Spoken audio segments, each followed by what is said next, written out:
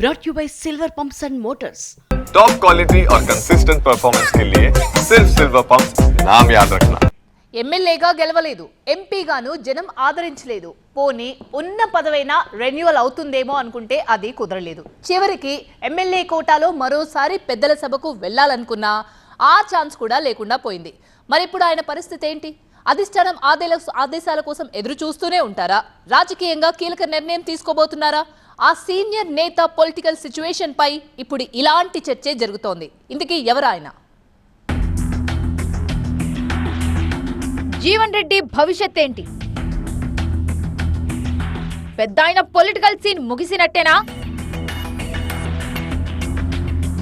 తెలంగాణలో మరో కోట ఎమ్మెల్సీ ఎన్నికలు కూడా ముగిసిపోయాయి. ఎమ్మెల్యేల సంఖ్యాబలం ఆధారంగా 3 కాంగ్రెస్ కు, 1 బీఆర్ఎస్ కు, మరొకటి సిపిఐకి దక్కాయి. అయితే కాంగ్రెస్ కు దక్కిన 3ంటిలో 1 సీనియర్ నేత జీవన్ రెడ్డికి ఖచ్చితంగా ఇస్తారని అంతా భావించారు. కానీ ఆయనకు మరోసారి నిరాశే మిగిలింది.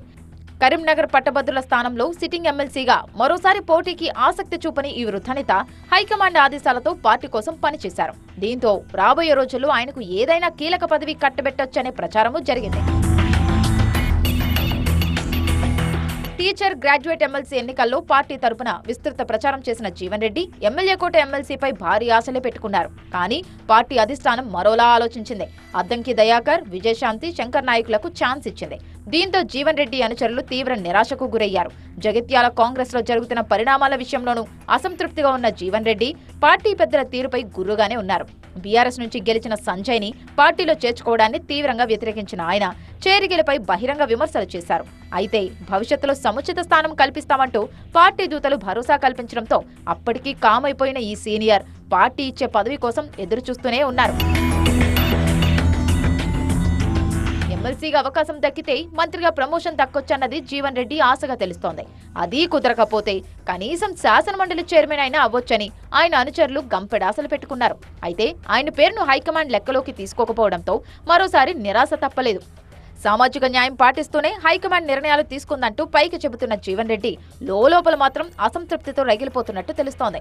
పార్టీ ప్రభుత్వం ఉన్నప్పుడే అవకాశం రాకపోతే ఇక తమ నేత రాజకీయ భవిష్యత్ ఏంటన్నదే అనుచరులకు అంతు చిక్కని ప్రశ్నగా మారింది.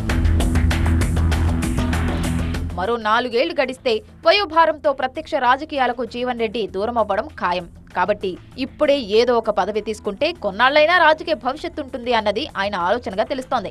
మరి హైకమాండ్ ఏం ఆలోచిస్తుందన్నదే అర్థం కావట్లేదు.